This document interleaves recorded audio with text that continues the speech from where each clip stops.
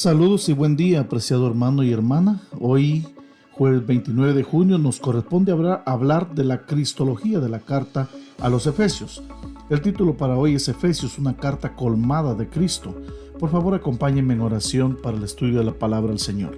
Amado Padre que estás en los cielos, muchas gracias, Señor, por darnos tu palabra en este día y bendecirnos con la presencia de tu Santo Espíritu. En el nombre de Cristo Jesús, amén y amén.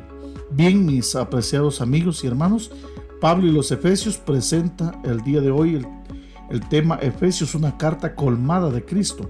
¿Cómo anuncia Pablo el tema de su carta? Lo anuncia en el capítulo 1, versículos 9 y 10, dándonos a conocer el misterio de su voluntad, según su beneplácito, el cual se había propuesto en sí mismo de reunir todas las cosas en Cristo, en la dispensación del cumplimiento de los tiempos, así las que están en los cielos como las que están en la tierra. ¿Cómo se puede resumir el mensaje de Efesios? Desde la prisión, Pablo presenta una visión del plan cristocéntrico de Dios para el cumplimiento de los tiempos establecidos y el papel de la iglesia en ellos. Dios ha actuado en Cristo a fin de iniciar su plan. ¿Para qué? Dice, llegado el tiempo, reuniera en Él, es decir, en Cristo, bajo una sola cabeza, todo lo que está en el cielo y lo que está en la tierra, Efesios 1:10. Y así lo hizo al crear la iglesia como una entidad compuesta de una nueva humanidad, tanto de judíos como de gentiles, Efesios 2:14. Los creyentes son llamados a actuar en armonía con este plan divino para señalar a los poderes malignos que el propósito supremo de Dios está en marcha. Así lo proclama Efesios 1:9 y 10. La unidad que Dios tiene en mente es cristocéntrica. Así que no sorprende descubrir que Efesios sea una carta o epístola bañada de Cristo, que en todas partes alaba las actuaciones de Dios en Cristo y celebra el acceso de los creyentes a los recursos espirituales que Cristo les ofrece. Pablo emplea la frase en Cristo y similares más de 30 veces en su carta, y en todas las partes exalta a Jesús.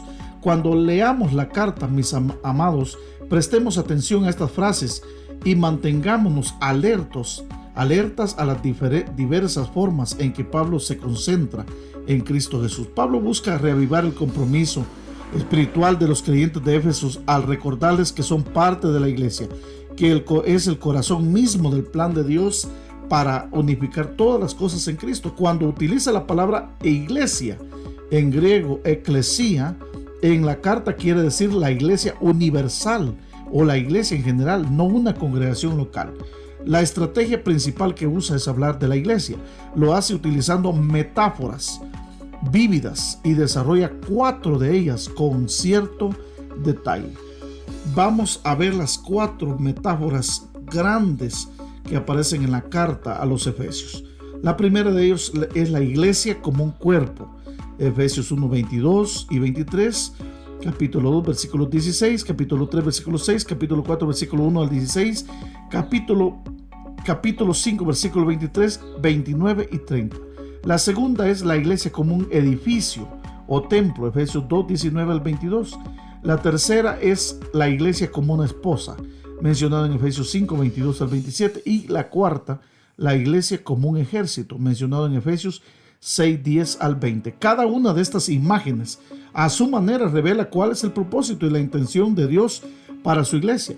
En la iglesia de la que eres parte, la iglesia adventista del séptimo día, Dios está reuniendo a una comunidad transnacional, multilingüe, multirracial y transcultural, de acuerdo a Apocalipsis 14, 6 y 7, que señala el camino para el cumplimiento de su plan de reunir todas las cosas en Jesús, Efesios 1, 9 y 10.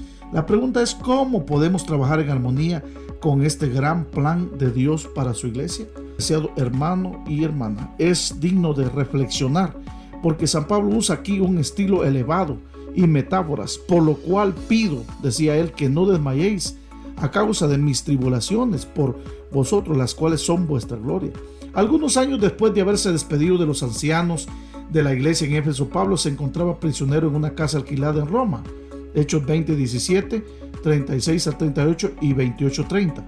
Durante este descanso, entre comillas, pensó que su prisión podría desanimar a los efesios. El capítulo 3, versículo 13 lo dice. Así pues, preparó una carta con un elevado estilo literario tan especial, bien redactada, con repeticiones pensadas en grabar en sus oyentes, o sea, sus lectores, las verdades espirituales. Por eso incluyó además 4 metáforas para poder comprender mejor lo que es la función de la iglesia. La primera metáfora, como ya lo mencionamos, es la iglesia como un cuerpo.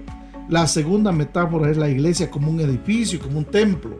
La tercera metáfora es la iglesia como una esposa. Y la cuarta metáfora es la iglesia como un gran ejército, bien adiestrado, bien armado. Mi apreciado hermano y hermana, también nosotros somos parte de esa iglesia a la que Pablo escribió. Por lo tanto, hoy podemos pedirle al Señor que nos ayude a mantenernos con los ojos puestos en Cristo Jesús. Bendito Padre que estás en los cielos, gracias por tu palabra en este día. Gracias por indicarnos, Señor, la manera, la forma como nos quieres animar y fortalecer en la iglesia. En el nombre de Jesús, amén.